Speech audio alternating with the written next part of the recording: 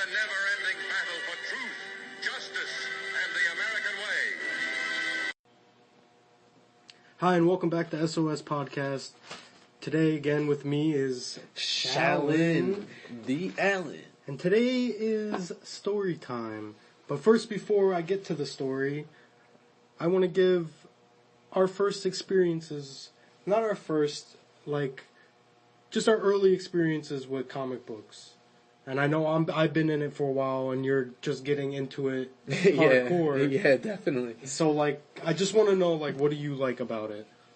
I just love the fact that it relates to everyday life and just the art and the poetry that's involved in it. It's just amazing. You know what I'm saying? Oh, yeah. And, I don't know. It feels right to read it because we're, American. And there is good foreign comics and shit. Oh, yeah. But, reading manga. some, American fucking, comic books, it's really, I don't know. I like it. Yeah, it's just awesome. It's, ingrained in our, since we've been born, pretty much. Superheroes. Spider-Man, and, you've been seeing them since you can see anything. You know what I mean?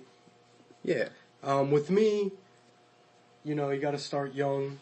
Teenager, I always liked the characters, but I never got into comics because it wasn't available to me. So I just didn't use the internet. I didn't think that far. And me, I just didn't have money to get comics. How are you supposed to read all these fucking comics? So many issues of comics. But yeah, got into it in a big way in high school, and I'm just getting back into it. So that ties into what we're talking about today, which is pretty much the birth of superheroes in our words or my words. This isn't going to be the most detailed account, or it's going to be two-parters, so there is going to be a lot here. But it's just what I picked to mention and talk about, rather than a complete timeline of everything that fucking happened and all the consequences and all this shit. Who wants to sit through that? No, just the substantial stuff. So first off, comics have been around since the ancient days of ancient people. Hieroglyphics are comic books. Really. They're illustrations. It's literally the one medium that we've always had is illustrating shit. To, simulate movement. To create, a scene or something. We've always been doing that. And even though a lot of people think that it's, especially back in the day, made your brain rot and shit, and just now it's cool to read comic books, but I remember in the early 2000s when I was in grade school, if you liked Spider-Man, you were kind of a nerd. Same thing with Star Wars. It was kind of frowned upon. Yeah, just you like Star Wars. Now everyone loves Star Wars, and I'm so, what the fuck? I've been in this shit my whole life, and I got shit for it for a little bit. I mean, I'm happy I didn't grow up in the 80s where that shit was real, and people were fucking actually bullying people. There was real Poindexters. There's not really the quintessential nerd now that has the glasses and the pocket protector and shit. Yeah, the stereotypical. So they're very inspirational. They're huge now. So we're going to get into the roots, which is actually really interesting. At least for me. It's one of my favorite.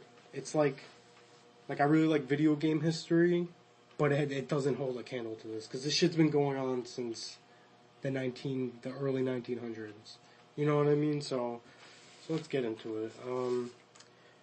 I listened to an audiobook a long time ago, and I listened to parts today. I don't know what it's called exactly off the top of my head. It's something it's superheroes. But it's really, really freaking good. It's really insightful on, everything you want to know. So,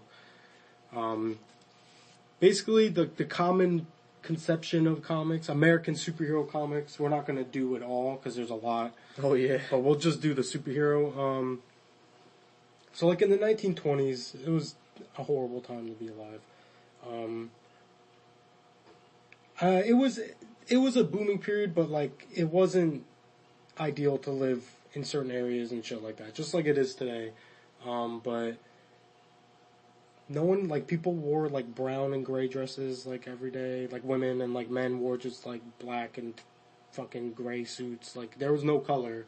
So you walk up to a stand. It was all organized. It was all organized, and like, so you get up to a fucking newspaper stand, and there they have these colorful comics. And the shit's beautiful and colorful, and like, you're gonna buy that shit. Like, what are they? Dime cent comic magazines. But, so they started as strips. They were just strips, and like in the newspaper. In the newspaper. Shit like Buck Rogers, Tarzan, Flash Gordon, you know. Wow. The Phantom, Popeye. Popeye! Oh yeah, and I don't remember exactly what it is, but I think he didn't eat spinach, like in his comic book, like before it was a TV show and like classic Popeye. He ate something else it's like really weird. Like, I want to say it's hemp, but I'm not sure. I'm not 100 on that.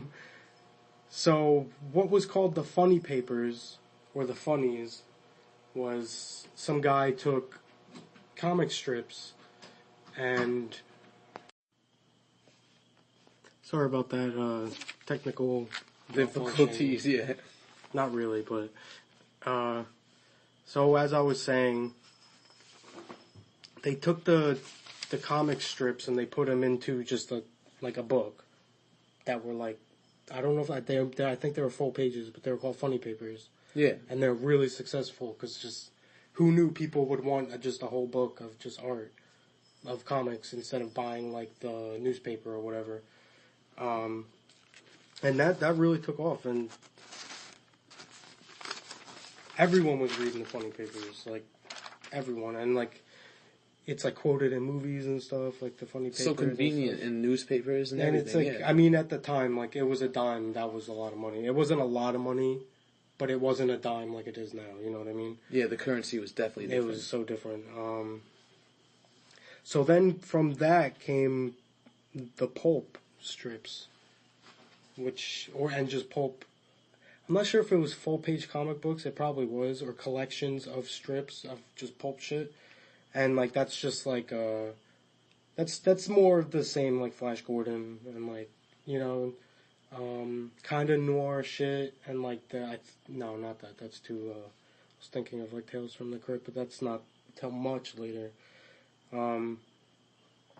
Doc Savage, The Shadow, you know what I mean? Like, probably The Spirit, I would imagine. That is such a great collection there. I was, in that book, there's a whole part on the Spirit, and like how they created the look, and the guy was just like drawing like a guy in a hat and like a suit, and he's like well, this, oh no, okay, so this was after superheroes, but it doesn't matter. So the guy's like, oh, we need a superhero though, he needs to have a mask, so he just drew like a mask, like a domino mask or whatever. Yeah. Or just I think he has like a strip, and he was just like, there you go, he's got a mask and gloves, and he's like, it's perfect, and like, but yeah, I want to get into some really early, it'll sell. right? So, at this time, it was around 1933, these two kids in high school named Jerry Siegel and Joe Shuster, the two Jewish boys, first Jerry Siegel was, really into, like, writing, and Joe Shuster was an artist, so... They were like nerds. Like, before it was a thing, even back then, like, this is so early, like, it was not even a concept, like a nerd, but they were just pathetic guys. Like, they weren't athletic, they could never get, like, girlfriends or anything like that, and they created this, well, they're into sci-fi, and he would write sci-fi shit all the time in high school. But it, like, never went anywhere, and he just never, you know, so... Expanded on that. Until they made a short story called Reign of the Superman,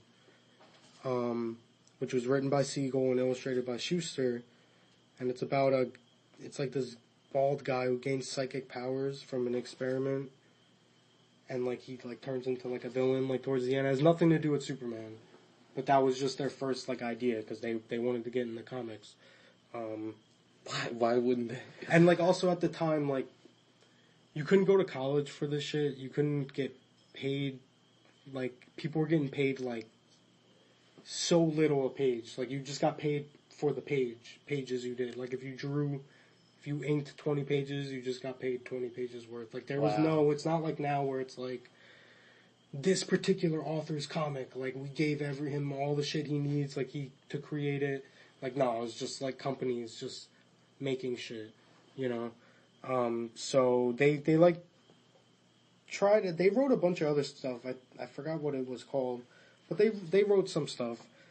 But they kept coming back to Superman, which now he re-envisioned because,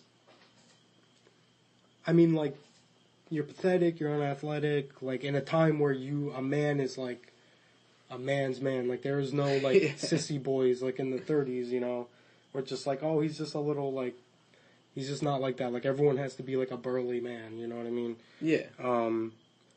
So they created Superman, who was heroic, and, like, he can do all these crazy, fantastic shit, and, like,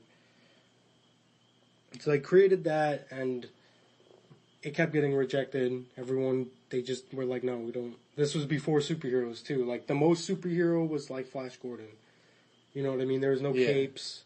There was, like, extravagant costumes, but it just, like, the modern, I guess, superhero, like, in tights. It did not happen yet. Yeah. So it just kept getting rejected, and then he kept honing the concept, kept, like, just, like, because he knew, he was like, I like this idea, and he just kept going and going and going, and then it finally was published in Action Comics #1, and that was, like, a huge moment. That was, like, the rest is history. That's all you could say, like, you know what I mean? Yeah. Like, Superman was fucking born.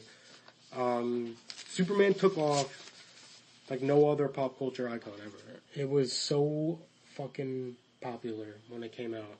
You know what I mean? I could only imagine. Like, everyone was on Superman. It was just crazy.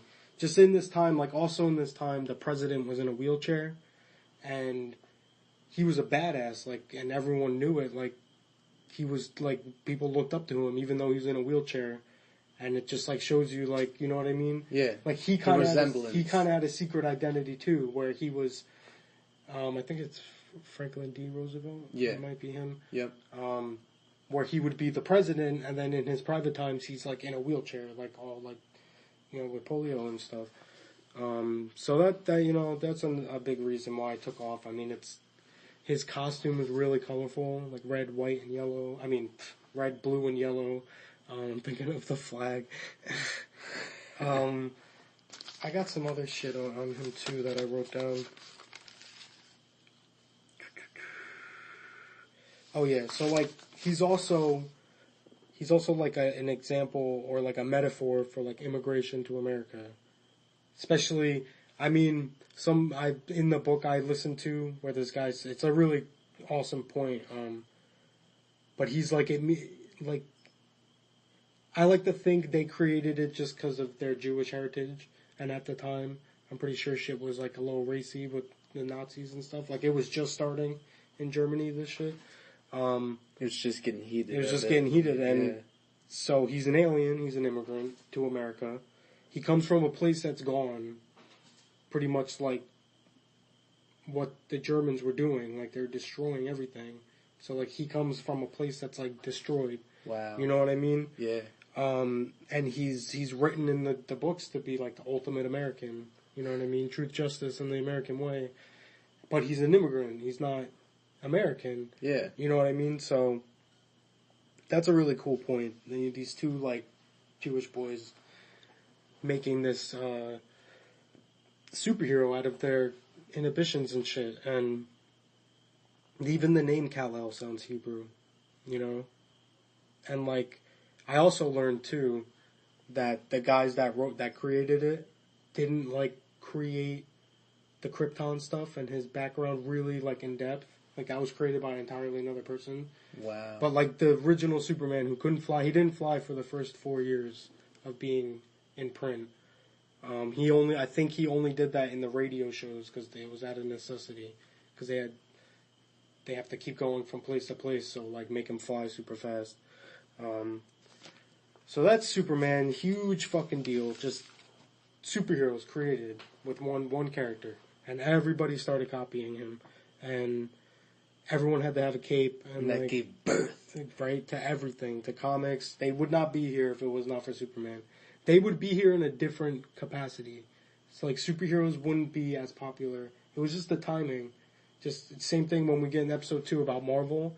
Like the reason Marvel, because they had nothing in the beginning. They were like done, and then it's such a great story. I want to save it. What Stan Lee did to like create what we know Marvel now, like his like first like step into that.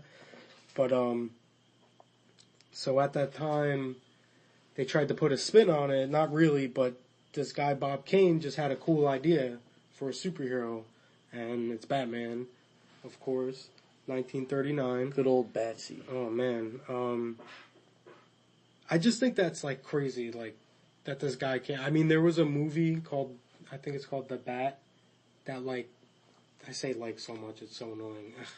There's a bat symbol. He has the bat symbol. He climbs up ropes. He wears a bat mask. And this was in like the 20s. It was like a silent black and white movie. So he like initially got the idea from that and stuff. Like the Joker's based off a movie character too from back then. And he was dark. He was noir. He was just badass. It's just Batman. Like and this is a really cool point too. His origin. So Superman's origin is external. You see where he comes from. You see where he got his powers or all that stuff, you know what I mean? Yeah. But Batman, it's all internal. You know why he does it. You know what I mean? Which is awesome. Which is great. Like, his resolve for vengeance, especially in the early days, readers really liked it because he was just like a dark figure who just wanted vengeance. Like that picture you showed me earlier? Yeah, with the smoke around him and stuff. Yeah, just awesome. I really like the Batman. It's really cool. I think it's really cool. Detective Comics. It's cheesy as fuck, and it's like the art is really bad. But for the time, that shit was crazy. I mean, it's good art, but you see the stuff we have now. Like I was showing you, Yeah. just comics from like the late '90s are like crazy. So like it was just the big hitters was Superman and Batman. Pretty much from until like World War II, which is like where everything like gets jumbled up and it changes after that like forever. But it was just them. There was other people. There's other characters, I'm sure. But Captain Marvel, which is now known as Shazam, because Marvel, there was a whole lawsuit where they took the name back. But he was originally Captain Marvel, so he was created. Captain Marvel is Billy Bats. It's a little 11-year-old boy. And he meets a wizard who's like, I'm old and dying. I'll give you the power of Captain Marvel. So all he has to do is scream Shazam. And he turns into like a buff-ass... Shazam! Oh, it's so sick every time he says it. And like any form of media, like I can't wait for because they're making a movie. It's coming out soon. No way. And I just love when he like says that shit. Like it's so awesome. Like every time I've read a couple comics, especially in the Injustice comics, he comes to the scene... And I think as Billy Bats or some shit, and like they try to cover his mouth because they're like, don't let him turn into Captain Marvel or Shazam. And Kingdom Come too is a really cool scene. But he was created to beat Superman, and he did for a little bit. He like outsold him like what? Like crazy, like really well.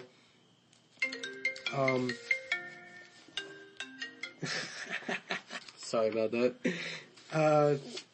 So yeah, Captain Marvel, he beats Superman. There's a bunch of, different ideas coming out that are really dumb and like just dumb superheroes that really don't they're not around because they just don't have the resonance. Like this shit's like 80, I think it's over 80 years now, or it might be on 80. And that's crazy that these characters have stuck around for so fucking long. You know what I mean? Yeah. Like 80 years, that's crazy. Like Bo Peep, Popeye's not even around. All these characters were created at the same time, but Batman and Superman are still just, if probably more popular than they were back then. And that's crazy. Without a doubt. They touched a nerve in, like, the American people with these characters. So then, sidekicks happened. This is all before World War II.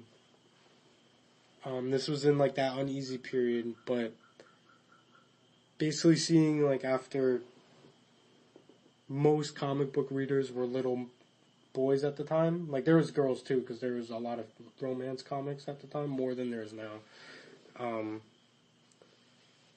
And they just saw that a bunch of young boys were, like, reading comics more than everyone else. So they started introducing... It started with Robin, so it was pretty much one idea that... led to another. Yeah, that the writers at the time of... I think it was Bob Kane on Batman. And they were like, let's introduce, like, a sidekick for him, like a Ward. So he was like, oh, I really like Robin Hood. What about Robin? And they're like, okay, so... That's where Robin came out fucking hugely successful. Like, kids loved it. Because, like, now the They bought it up. Oh, yeah. Now the superhero has someone to talk to. They have a companion. They have a companion. There's someone that readers can relate to. And there's cool variations where one is a superhero who's a teenager. And the adult superhero is a buff, like an idiot. Like he's like a buffoon. You know what I mean? Yeah. So that's like a cool twist on it, but I don't remember what that is.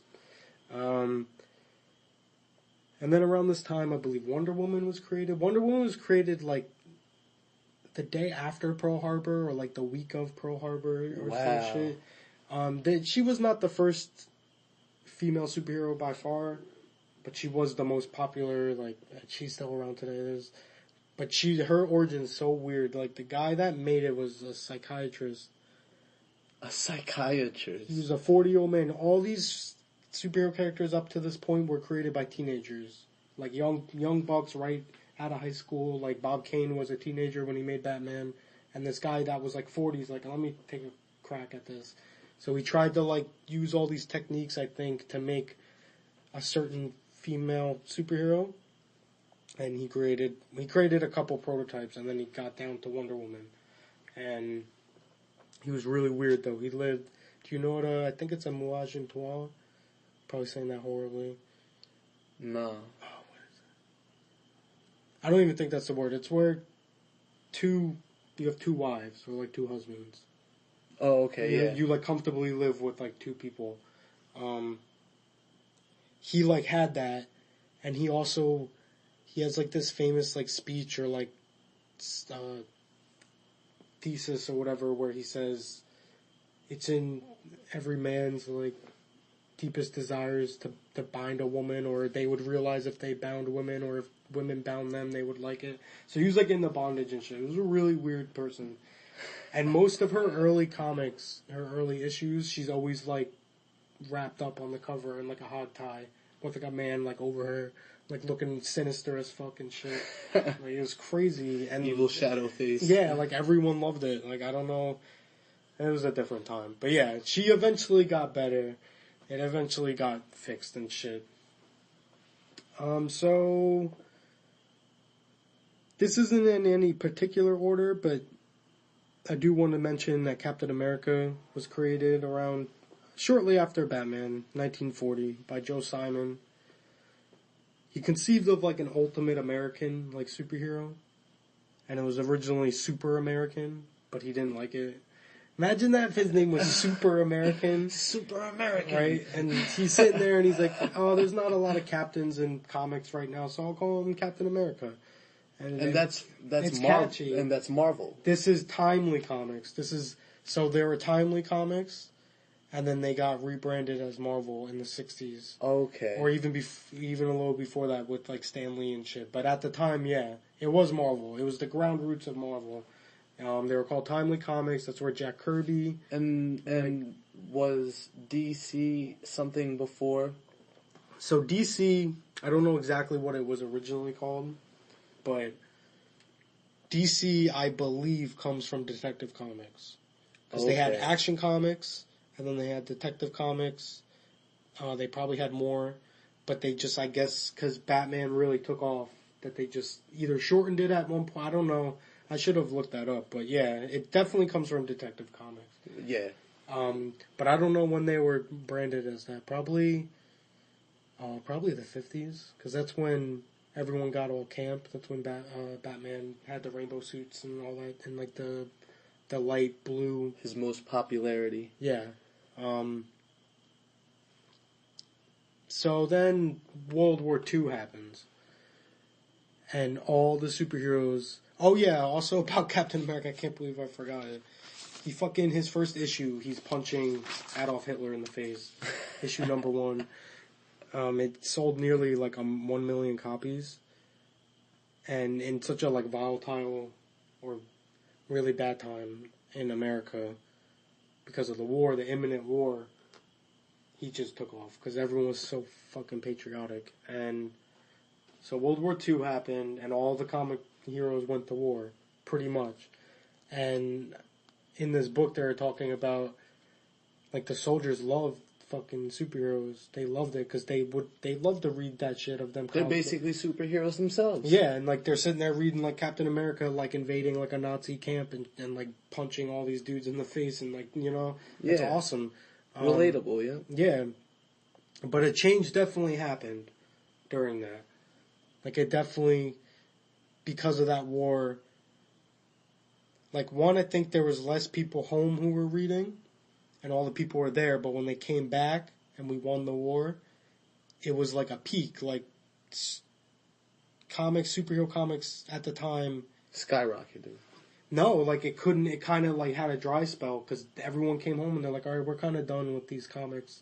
Like, we just saw this crazy war and, like, won, and, like, we did it, and that's great. So they were over. They're like, done with this. Pretty much over, and then we'll get into episode 2, where pretty much, like, they were selling comics. Like, there was Batman and Superman, of course, but it was Marvel with Stan Lee, and, like, he legit has mad credit, because he did this. Like, there was a lot of people involved, too, but he did it pretty much single-handedly, other than the illustrator, which is Fantastic Four, #1, which brought comics back, like, tenfold.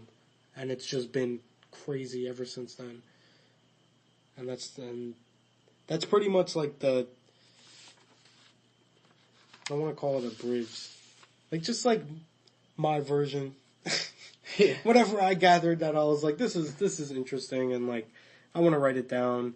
I'm gonna do much more research, because we're both gonna fucking go at Marvel and do mad research for that, so that's gonna be really informative. I'm gonna have all the names, the dates, I'm gonna have issues to read, fucking all this shit. It's gonna be great. So until next time, episode 3, thank you for listening.